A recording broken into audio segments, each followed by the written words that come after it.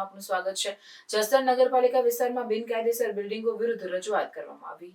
જસદણ નગરપાલિકા વિસ્તારમાં બિનકાયદેસર બિલ્ડિંગોની નોટિસો અપાશે। જસદણ બાંધકામ સમિતિના ચેરમેન સોનલબેન વસાણીએ કરી નગરપાલિકા ચીફ ઓફિસરને લેખિતમાં રજૂઆત।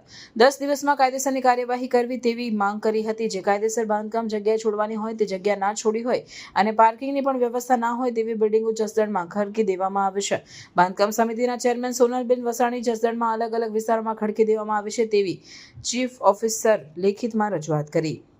જસદણ નગરપાલિકા ચીફ ઓફિસરને લેખિતમાં નગરપાલિકાના બાંધકામ સમિતિના ચેરમેન દ્વારા લેખિતમાં રજૂઆત કરવામાં આવે અને ચીફ ઓફિસરના જણાવ્યા મુજબ 5 થી 7 દિવસમાં લેખિતમાં બધાને નોટિસો આપવામાં આવશે અને નોટિસનું અમલીકરણ તત્કાલ નહીં કરવામાં આવે તો અમે ફરજ પ્રમાણે નિયમ મુજબ કાયદેસરની કાર્યવાહી કરવામાં આવશે।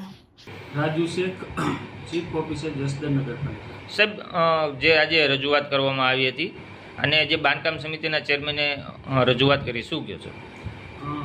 બાંધકામ સમિતિના ચેરમેન દ્વારા અને નગરપાલિકાના સભ્ય દ્વારા ગેરકાયદેસર બાંધકામ જે જસદણમાં છે એ અંગે રજૂઆત કરવામાં આવી છે। તો આવા જે ગેરકાયદેસર બાંધકામ હશે એનો તાત્કાલિક સર્વે કરાવી અને તેમને નોટિસ પાઠવી અને કાયદેસરની કાર્યવાહી કરવામાં આવશે। કેટલા દિવસમાં નોટિસ દેવામાં આવશે? લગભગ આ અઠવાડિયામાં જે ગેરકાયદેસર બાંધકામ હશે એને નોટિસ ઇસ્યુ કરવામાં આવશે। જો એ લોકો નહીં બાંધકામ હટાવે તો આવનારા દિવસોમાં શું કરશો? બાંધકામ કાયદેસર બાંધકામ ન હટાવે તો જે કાયદેસર અને નિયમ મુજબ જે પ્રક્રિયા હાથ ધરવાની હશે એ તમામ પ્રક્રિયા નગરપાલિકા દ્વારા હાથ ધરવામાં આવશે। માધવીબેન ઉર્ફે સોનલબેન તેજસભાઈ વસાણી। આજ તમે રજૂઆત કરી છે? આજની રજૂઆતમાં જસદણની અંદર 69 બિલ્ડિંગ એવી છે કે જે અમે સ્થળ તપાસ ખુદ કરેલી છે બાંધકામ સમિતિના ચેરમેન હોવાને નાતે।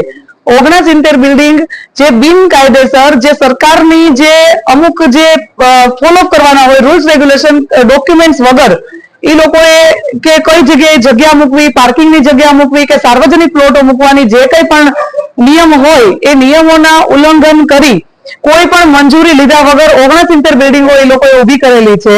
તો એના ઉપર કાયદેસરની કાર્યવાહી થાય। ચીફ ઓફિસરને આજે મેં મારા લેટર પેડ ઉપર એક અરજી આપેલી છે જેમાં અમે 10 દિવસનો સમય આપેલો છે કે એ 10 દિવસ દરમિયાન જો એ લોકો આધાર પુરાવા રજૂ કરશે તો એ લોકોને બાકાત કરવામાં આવશે અને જો એને સરકારની વિરુદ્ધ પ્રવૃત્તિઓ કરી અને બિલ્ડિંગો અને શોપિંગ સેન્ટરો ઊભા કરેલા હશે તો એ લોકો ઉપર 10 દિવસ બાદ કાયદેસરની કાર્યવાહીઓ કરવામાં આવશે।